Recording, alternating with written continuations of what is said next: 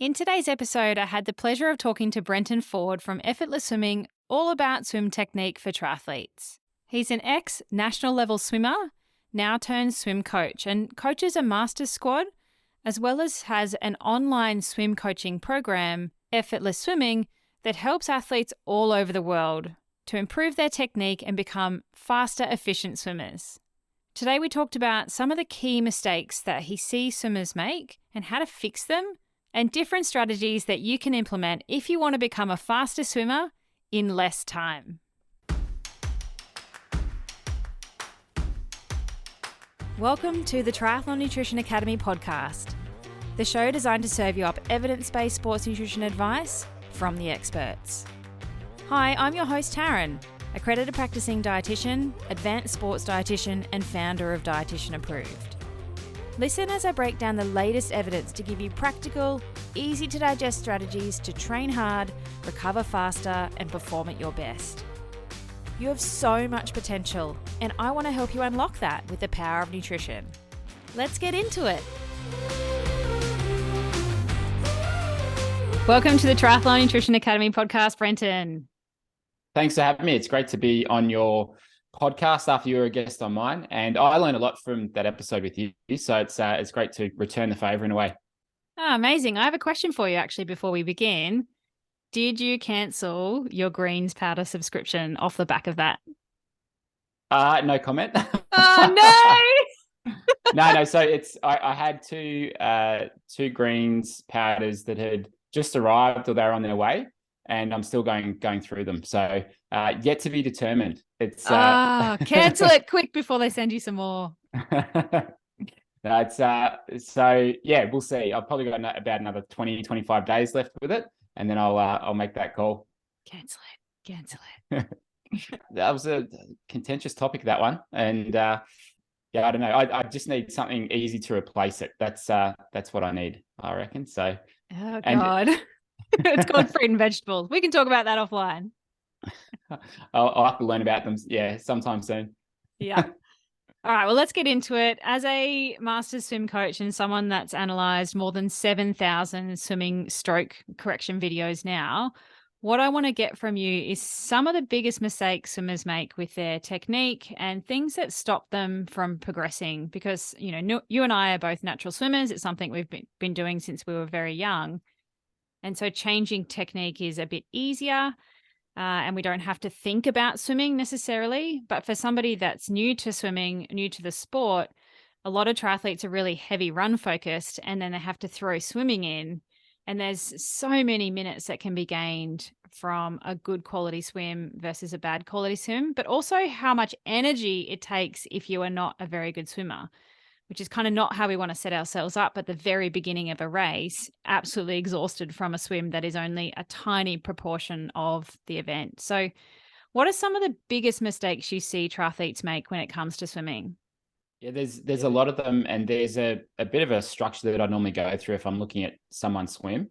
I think it's helpful to have an order of things to look at and then know what to work on, because quite often people just go straight to the catch, and that could certainly need some work and improvement. But if someone's over rotating with their body and their shoulders, it's going to be very hard to improve the catch. Same with a number of other things in the stroke. So the order that we tend to look at things in is we'll go body, head, kick, their rotation, and then we start to look at their arms, extremities, and the timing of things. That's generally the way that we'd go. So I'd often look at their body, and quite often people are holding themselves in a position where they're swimming like a runner or a cyclist. There's a lot of bend through their hips, as you're aware. And I was running clinics on the weekend, and there was a couple of swimmers who are, I'd say 2:15, 2:30, sort of 100 pace. So at the probably slower end of the triathlon pace, and they couldn't swim much further than about 100 meters. And that was the main thing for them. They were just bending through the hips, kicking like they were riding a bike, and just not holding themselves correctly. And it's just so hard if you're holding yourself that way. So we would start with how you hold your body. And I like to think of being long from your spine all the way through to your feet, and long through your spine. Switch your core on, engage your glutes a little bit, where you're straight through your body rather than having your bum sticking out. because sometimes people try and get good body position with head, hips, and heels at the surface by sticking their bum out and trying to get that up near the surface, but that just creates that bend through the middle of the body.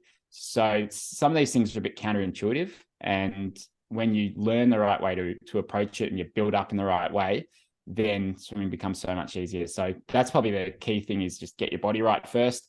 Head position is one that everyone knows about, either looking too far forwards, but I'm getting quite a few people looking too far down as well these days, where they're trying to get their back half up. So they bury their head down and they're swimming underwater. So the head, back and shoulders is all the way under the water. And it's hard work down there. Hard. Yeah. And it's hard to breathe because you've either got to lift your head up and turn, or you've got to turn your head a long way to be able to get your mouth out of the water. So just looking slightly forwards, I think, is a good place for most triathletes, because you want that awareness when you're in the open water and keeping the top of your head just out of the water. So get those two things right. Then we just make sure the kick's not doing anything too funky, where they're bending the knees a lot, making sure the toes are somewhat pointed. And I know a lot of triathletes are very, can be quite stiff through the ankles with all the running and riding. But to the best of your ability, just try and point your toes. And a bit of a workaround for that can be turning your feet slightly inwards. So it gives you a bit more flexion through the feet, and that can just give you a slightly better range of motion. So we kind of get those things right. Make sure you're not over rotating, which is really common. Going past about 40 degrees is usually too much. So that's probably one of the most common ones that I see at clinics, is just people rotating their shoulders and their hips to 90 degrees. Oh, but crazy. It's not the way to do it. 30 to 40 degrees is what I normally see. If you're looking at someone swimming directly towards you, their body hips they're normally going 30 to 40 degrees. So I'd consider that it's like you're rocking side to side rather than rolling side to side. And especially in triathlon, you want a decent stroke rate. You don't want to be too slow with it. And that's a great way just to be able to get that up. And then obviously the catch, a lot of people tend to drop their elbows and so on, but we normally work through that kind of progression when we go through drills, when I'm analyzing people, and just go about it in the right order, because otherwise you're going to be always limited with the stroke that you can be swimming with. So many good things there and so many good tips. If somebody's listening and they have no idea if they're doing anything right or wrong, what's the best way for somebody to fix it? I've posted heaps of videos on YouTube. We call them Feedback Friday videos. And so I analyze just like either weekend warrior or age group triathletes, and that'll give you a really good understanding of what we look for in the stroke and how you could approach it. On our website as well, I've got the 5 core principles of fast freestyle, which it kind of goes in that order that I talked about. But I think just having that awareness of what you should be doing, what are the main mistakes people make, and then maybe having some sort of structure to follow can really help. And technique is really, I was watching a video, there's Gwen Jorgensen, she won the Olympic gold in Rio 2016. Mm-hmm. She's then ran professionally for 5 years, but now she's back, going after the triathlon gold, I think for France is what she's after. Yeah, so excited to see her return. She was an amazing athlete. Yeah, she was amazing, and just, I wouldn't say it made it look easy, but she was really just a step above. So it'd be exciting to see what she can do. I was watching a video of hers recently where she was documenting one of her swims back, and she was just saying she can't look at the clock at the moment because her times are quite a bit slower, because she's obviously been out of the water for a while. And had 2 babies in that time. And had 2 babies, exactly right. So what she's doing is she's just focusing on form, focusing on her technique, and the times will eventually come. But as you get further down the track, it's the technique that's going to carry you to those faster times. So a good place for most people to start is just getting their technique right, because drag is just such a big thing, and propulsion, it's just so different to the other 2 sports. It's much more technique focused or technique heavy. Yeah, totally agree. It's kind of like running though too. If you're really inefficient at running, it takes so much out of you, and swimming's the same. You don't have this big buildup of lactate when you're at the end of a swim. I was talking with a mate of mine, Mitch Kibbe, who's a pro triathlete, and he just got second at the Hobart half Ironman. And he said that for his swim training, he's just been doing a few bigger sessions, changed his training a little bit, because prior to Hobart, he said he was just too much lactic acid in the swim to try and stick with the first group, and that was impacting his run. So then he just changed what he was doing in the pool, and he was able to stick with the main group and still feel pretty fresh. And then he went on to ride well and run well. And that's, I'd say that's probably the same for a lot of people but more because they're just inefficient with their swim, and might be hard to swim 1.9 or 3.8K. So question for you, when people look at doing something like a marathon, you never really run a marathon. But when it comes to swimming, we always outswim the distance that we have to do in an event. Is there any science or any reason around that why we go way beyond those distances in the swimming sense? I'd say science-wise, look, there's certainly some sprinters that I know don't train a huge amount. It's more like gym work. But I mean, because swimming's such a short part of the triathlon, of triathlon compared to the other legs, it's a lot easier to go past that distance.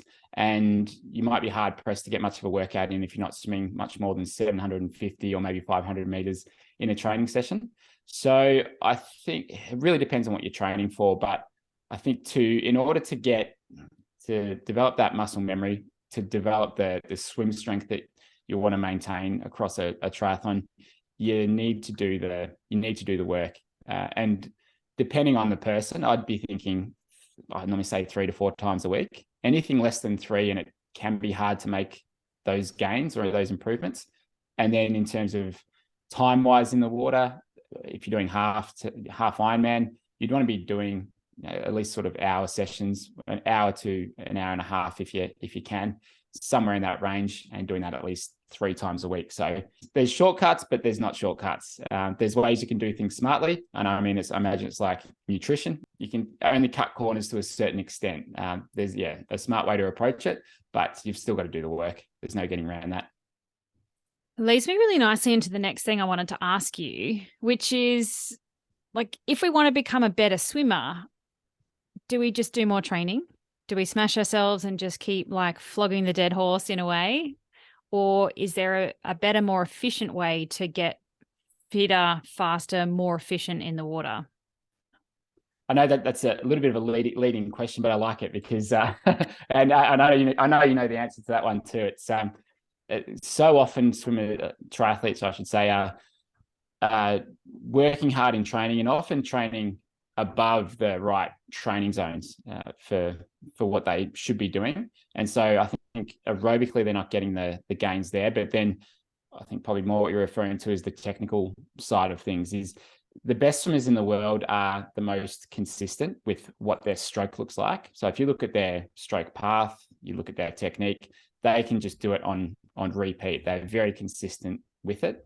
And that goes for in a race, that goes for in training. So that's what we want to try and achieve in training as well, is to be able to maintain good technique and good form throughout an entire session and then through a week, and continue to build that up. So I think it's really important to have technique as the number one thing, where set yourself up well in your warm-up, which might include a couple of drills, and then just keep that same technique focus into a main set. And if you're getting to a point in your session where you can just feel everything's falling apart, your times have dropped off 5 seconds a lap, then obviously your technique's not there. So you might just need to either take a bit of a rest, reset, let the muscles recover, and then get back into it. Or maybe you just need to back off the pace a bit so you can hold better form. So it's good to get to that point where you're starting to break down and it's hard to hold your technique, but you don't want to be training that on a regular basis where you've got this really poor technique, because you're training the wrong thing. And it's just all about maintaining technique at the end of a race or throughout a race for triathlon. Yeah, really good advice. So if you're listening, more training does not equal better. Is a summary of that? No, that's exactly right. And it's good to sort of play around, especially for triathlon. It's a very time-consuming sport. So maybe you are better with 3 sessions a week than 4, because the benefit that you get from 4, you might be better off doing another bike. So it's good to play around with that stuff, but make sure that the sessions that you're doing are setting up really well with your technique. And what I've said for the last couple of years, and when people come to our clinics, I say to them, do somewhere between 200 to 400 meters of some drill swim work as part of your warm up, and make those drills specific to what you need to improve, and then just go about your main set. Because often people are doing like a K of drills or 1500 of drills and then like a 400 meter main set. But you can't ingrain that muscle memory. You can't ingrain that good technique if it's just drills. You need to be doing more swimming. So I think a little amount of drills, larger amount of swimming, but you're thinking about that stuff. And is it better to do the technique drill stuff in the beginning of a session or right at the end? I've heard a few different opinions. I like it in the warm up, because for me personally, I feel that sets me up really well for the rest of the session. Then I heard, who was it? Lucy Charles Barclay was saying she likes to do something in the middle of her main set just to reinforce good form. So, I mean, I can't argue with her either. So it's probably more personal, and it just depends how you go throughout a set. But sometimes people are doing main sets that might be like a K, 1500 non-stop. So there's no intervals. They're not breaking down the set. And if you don't give your muscles that rest or that time to recover, then normally your form breaks down. So that's something that people who might have come from a running background, they've just run for 30 minutes or 40 minutes, and that's what they think training is. But swimming is quite different. It requires you to stop after 100, 200 to break it down into intervals, to have that little bit of rest to let the muscles recover. And then if you go again, and you can hold better form throughout. There is times to do longer intervals, obviously, but it's not for the majority of your sessions, that's for sure. So talking about breaking it down, I know a lot of triathletes who don't know how to tumble turn and refuse to learn because you don't need to tumble turn in a triathlon. What's your thoughts? Would you prefer all swimmers learn how to tumble turn, or do you not care so much when it comes to triathlete swimmers? I don't care too much, but I think they're going to find swimming much more enjoyable when they spend the 20 minutes to half an hour to learn how to tumble turn. And if they have struggled in the past, usually it's there's a couple of things that I see when people are getting the tumble turn wrong. So the first one is that when you go into the wall, you should be going in head first with your hands and your arms by your side. So you take the last stroke, you pull into the wall, and you're going in head first towards the wall. But most people will do the opposite. They'll have both hands in front of them, and then they'll do this big pull to get themselves over. So they're doing it the wrong way. So go in head first, arms by the side. And then when you flip over, you almost want to keep your hands in the same spot while just your body flips over. Your hands stay in the same spot, and then they go into streamline, and you push off the wall. That takes a little bit to learn, and there's heaps of YouTube videos online just to be able to try and work that one out. So that's one thing. And the other thing that people struggle with is they run out of breath when they do a tumble turn. They don't like that aspect of it. Because you're under the water for quite a long period of time. Yeah, that's right. And it can take a lot of effort if you're doing it the wrong way. If you're doing this big pull or big scoop with your hands, like if I do that, I get exhausted too if I do it the wrong way. So when you learn how to do it the right way, it's much easier. So the other thing that people often do is they'll push off the wall and be doing 2, 3, 4 dolphin kicks off the wall, but they're a triathlete. Push off, come straight up, like do some freestyle kicks, come straight up and breathe the first stroke. I don't care. Like that's what I do in training. Yet when I was training as a pool competitor, I wouldn't breathe first stroke off the wall. I'd do some dolphin kicks, but you need the air, and you actually see, so the 800 freestyle short course world record got broken. I think Ledecky broke it, or Summer McIntosh broke it a couple of months ago, and then like the week after, I think it was, this Chinese girl broke it. And I was watching the video of her do this 800 freestyle. She breathes every stroke into the wall, every stroke out of the wall, and she breathes in the middle of the pool in the 25. She goes like breathes left and then right. So it's like breathing immediately after it, and that goes against everything that you see taught about breathing. Every 3 strokes. Exactly right. So you're better off getting the air in, and you'll be much faster. You'll find it much easier if you just allow yourself to breathe first stroke in and out. And if I was saying that to a group of 8 kids, 12, 13, 14 that were pure competitive swimmers, I wouldn't give them that advice. But you'd be fired. To the triathletes, I'd be fired. That's right. But sometimes I think the advice for triathletes and compared to swimmers is different. It just is, because it's different sports, and you're working with people who are late to the sport quite often. Yeah, it's nice to hear that because, like, same as you, I've had drilled into me, you breathe every 3 strokes. Like, you're a wuss if you breathe off the wall. You have to do this many dolphin kicks, but in a triathlon, it doesn't matter whatsoever. So it's nice and refreshing to hear that advice that is tailored specifically for the triathlete. Yeah, and I'm totally guilty of it. When I first started coaching, I would teach everyone from a swimming perspective, and I'd be getting stuck into the triathletes about those couple of things. And then eventually I learned, well, hang on a minute, like, it's a different sport. What are our goals here? What do they want to get out of it, and what's going to make them better in triathlon? And it's not doing 4 dolphin kicks off the wall. Yeah, you've got to be smart about it and allow for those considerations between the different types of sports. I love it. Do you have any toys that you like triathletes to use to help them improve their swimming technique? So pool boy, kickboard, bands. I used to be punished with bands a lot as a swimmer. Paddles, anything like that that you find can be useful for people to help? I think there's a lot that can be useful. The number one thing that I think a lot of triathletes should have is fins, and especially if they're swimming in the morning. So the group that I coach here in Geelong, every session we've got 600 fins, just easy warm up, because it's 5:30 in the morning. Most people have been awake for about half an hour. So we wear fins, and it helps just ease your shoulders into it, because even me, personally, I'm quite stiff and sore in the morning. And if I've just woken up, it's just good to ease into it with some fins, because it takes the pressure off your shoulders and your catch and your pull. Get a good pair of fins. There are some that are absolutely rubbish. So I cannot stand the Speedo fins. The short ones, I think they're red and blue. They're very stiff. They actually can make you go a bit slower because they're that heavy and stiff. So I recommend the DMC.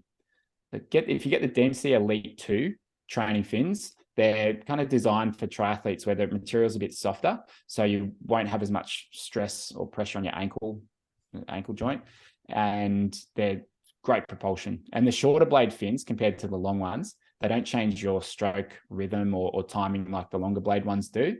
It's like if you're wearing dive fins, it's a different kick timing to what your upper body's doing. So a good pair of fins is worthwhile. It costs $100, but it's just worth it to get a good pair. You'll thank yourself. It's a very expensive sport, but $100 is nothing. It's a drop in the water in the grand scheme of super bikes and Garmin's and carbon sole shoes. Yeah, exactly. Yeah, good luck trying to spend the same amount on your swimming kit bag, like what you can fit in there, compared to your bike. I don't know what you'd have to buy to do that. Oh, bam. And it'll last you forever as well. Like, I've got stuff from when I was a kid still, like old school paddles that are square and flat. Yeah. Those, I don't have a pair of those anymore, but I still see them floating around.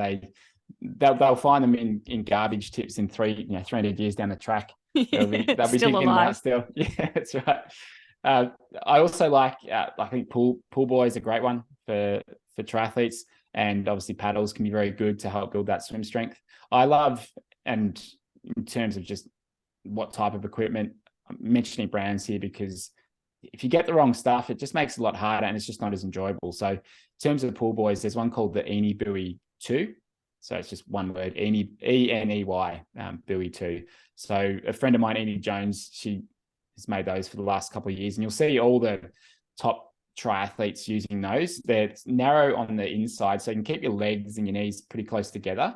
Whereas I've seen some pool boys that are really thick in the middle, and your legs are hanging out wide, creates more drag, and you actually swim a bit slower, and you don't hold your body the right way. So I really like those pool boys. It's kind of got two almost like plastic bottle looking things on each end, so it's very buoyant because it's just completely air compared to the foam. Paddles can be good. Depending on the person, snorkels as well. So if you're trying to work on your catch and pull, I get my swimmers to wear a snorkel because then it takes the breathing out of it. And that's where most errors will come from, is just turning to the side to breathe. So it just allows you to focus on your catch and pull a lot better, especially if that's something that you've been working on. So they're probably the main ones. Band can be good, again, just for that strength development. And they're probably the main ones that most triathletes should have in their kit bag. Do you punish people with bands as well, or is it not something you typically do with people to help sort out technique? When I give the sessions for the squad that I sort of coach and swim with, I don't have the more aerobic based sessions. So so we don't sort of use much band there. I think it can sometimes be overdone with the band, especially if it's without a pull buoy. So like I know some swimmers that their technique just falls apart when they swim with the band and they're swimming like this, and that includes myself when I've got a band on. So if I do too much of that, I just feel like my technique falls apart. Get a bit of strength strength build, but no, it's so I think it can be overdone. I like having the pull buoy in at the same time while wearing the band. What's your preference? I hated having to do band. It was something that my triathlon swim coach did to us all the time. And I'm a really strong swimmer, so it wasn't so bad. But I don't know, I found after a while, like, 'cause you have to concentrate on keeping your legs up, that, yeah, it hurts your back. It's like just a dead weight down there sometimes. And we had to do it without a pull buoy. And because I was a strong swimmer, I had to do it without, I had to do double band as well. So I felt like it was a bit of a punishment rather than something that was useful to help you become better. Yeah, I think that's a fair point, and that's why I just don't really give it much at all, because I don't think it's that beneficial, and there's better ways to build strength. I might link some of those products in the show notes of this episode. So if people want to go and check it out, I'll grab them from you after so that we can go and, spend some passive money and get better at swimming easily and more efficiently. That's the way to get better. You just spend more money, get better. Yeah. That's Yeah. how it works. I always talk about nutrition not being passive, but you have to do some work to change habits and behaviors and understand what you need to do with nutrition. And I guess triathletes are like, I'll just go the easy option and blow some more money and hopefully that'll make me a better athlete. Like, I'll just buy a 20 grand bike and that'll make me 2 minutes faster. But if you can't get into aero position, it's like, well, that's an expensive 20 grand. There's a certain point, isn't there? The good thing about swimming is that it's, yes, a wetsuit's expensive. It can cost $600 to $1,200.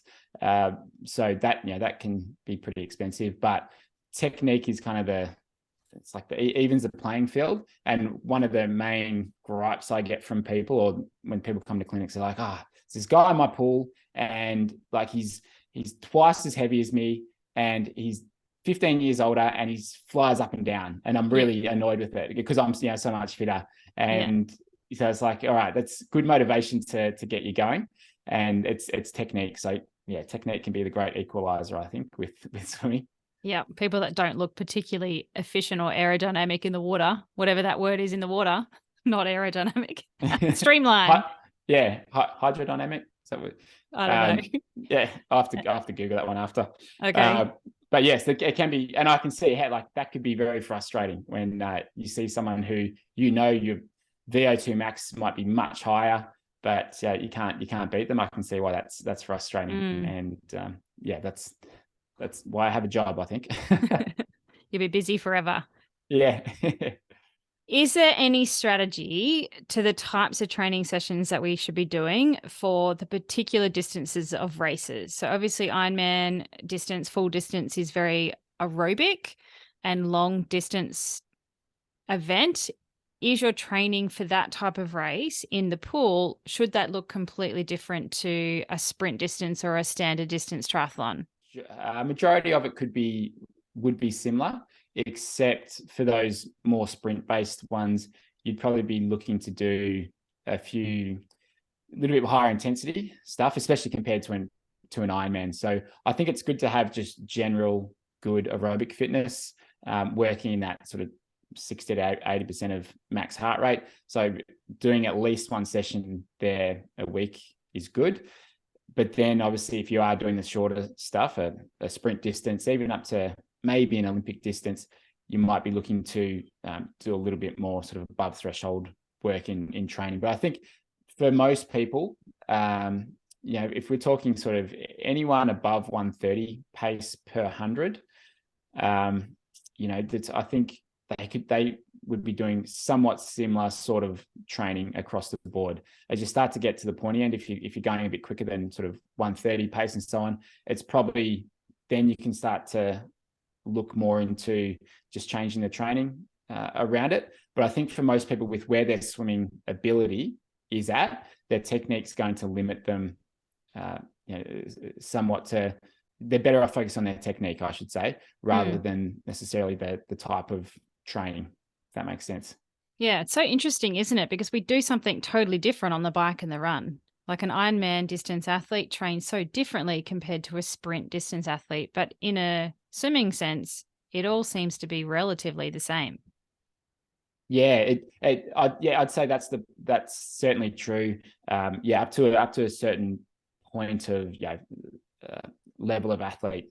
If you obviously the ITU guys and stuff, they do a lot of sort of fast training as well, because their race distances are a lot shorter. But it is.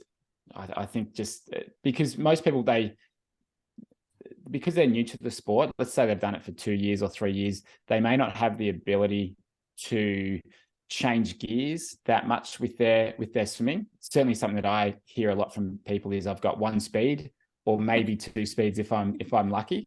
And so if that's the case, then in training it's like, well, you're probably not being able to vary the pace that much anyway. So you're better off just doing perhaps a bit more zone 2 or zone 3 sort of work, depending on how you classify it, and just focusing on your technique and just building it up that way.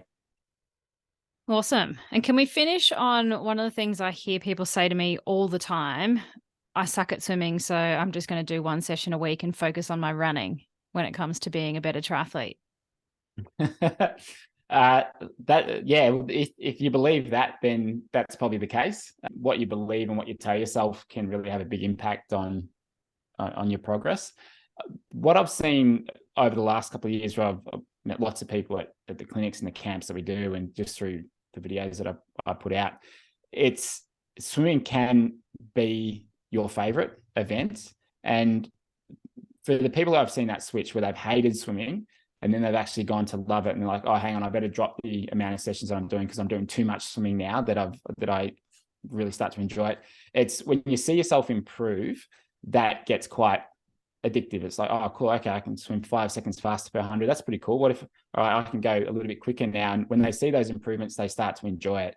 And I think that comes from knowing how to make those improvements. And often knowing how to make those improvements comes down to what should you be doing with your technique and your stroke, and where does the speed come from? What's slowing me down? And just getting to know swimming technique a little bit better. And that's when I see that positive feedback loop where people will actually turn that around. But if you are swimming once a week, well, it's going to be very hard to get better off that. So I'd say 2 things is try swimming 3 times a week. See if that just improves you, even without changing technique. That would likely improve where you're at. And also just get a better understanding of how to swim faster. And I think even just those Feedback Friday videos that I've done on YouTube would be beneficial, because I've had a lot of people just email me saying, I changed this and I've taken off 20 seconds in the last 6 months from my 100 times just by watching your videos on YouTube. So that's really cool. It's like they've just taken it on board and gone, oh, okay, I reckon I'm doing this in my stroke, so I'll try this, and okay, cool, that works. So it's possible. It can certainly be done. It gives you all the warm fuzzies, doesn't it? Yeah, it's really cool. And from like this podcast isn't just in Australia; it's overseas as well. So it's pretty amazing that someone from the other side of the world can see something or hear something and make a change and really make a difference to their training. And even when we did our podcast, right, you were talking about making sure you fuel enough and all of this. And then I think a week later we did 100 hundreds just before Christmas. And I know in the past when I've done that, I have not fueled enough, or I've had the wrong thing. So I just made sure, I think it was every 20 minutes or every half hour. I can't remember exactly, but I was just making sure I had enough carbs in between. So I think every 20 minutes I was just having something. And I went so well in that 100 hundreds, just so much better than I've done in the past. Whereas I reckon the first time I did it would have been about probably probably longer than that, like 11 years ago. And I would have been swimming probably 5 seconds to 6 seconds faster per 100 now when I'm 35 compared to 26, just because I was fueling better. Wow. So, It's it just takes one amazing. idea. Yeah. Sometimes you just need to be reminded as well from an external force that fueling is not bad and that Mm. carbs are not evil. I love that my podcast touches so many ears all around the world. And I often the same, get emails or DMs on Insta with people saying like, thank you so much. I've changed this as a result. And that just gives me the warm fuzzies. Yeah, it's so cool, isn't it? So I think it's such a great platform to be able to share your knowledge and meet new people. And I think it's we were talking about this before, that it's great to be able to have a podcast, and that's how you can have good guests on. And for me, I learn from a lot of the guests I have on my podcast, and yourself included. So it's really cool. Yeah, unreal. So if people want to find you, they want to look you up, they want to hunt you down, watch YouTube, what's the best way to find Effortless Swimming? Yeah, so Effortless Swimming on all the social media platforms, and then effortlessswimming.com. If you're in Australia, we run clinics around the country where we do underwater filming and analysis. So that's a good way to really get your stroke sorted and get something that's specific to you that will make a difference. If you're overseas or in Australia as well, the best sort of thing that we could offer would be our Effortless Swimming membership, where I've got some different technique courses. You can actually send in a video of your swimming there and get feedback on it as well. So that's a good way to improve your technique. And we've had thousands of swimmers go through that, or thousands of triathletes. And I love working with people in there and just seeing them get better results in their triathlon. So it's what I really love. And I don't really coach kids or juniors. I've always just worked with adults, because I can see those huge gains that can be made from people who don't necessarily have that background in swimming. So that's what I love to do. Yeah, awesome. I'll link that in the show notes as well if anybody wants to go check it out.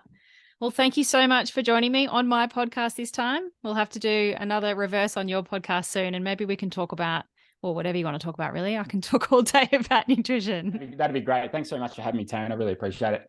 No worries. Thanks for joining me for this episode of the Triathlon Nutrition Academy podcast. I would love to hear from you.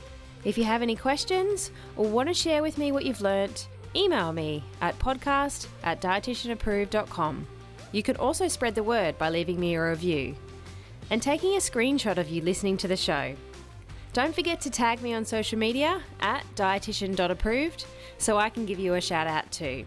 If you want to learn more about what we do, head to dietitianapproved.com. And if you want to learn more about the Triathlon Nutrition Academy program, head to dietitianapproved.com/academy. Thanks for joining me, and I look forward to helping you smash it in the fourth leg. Nutrition!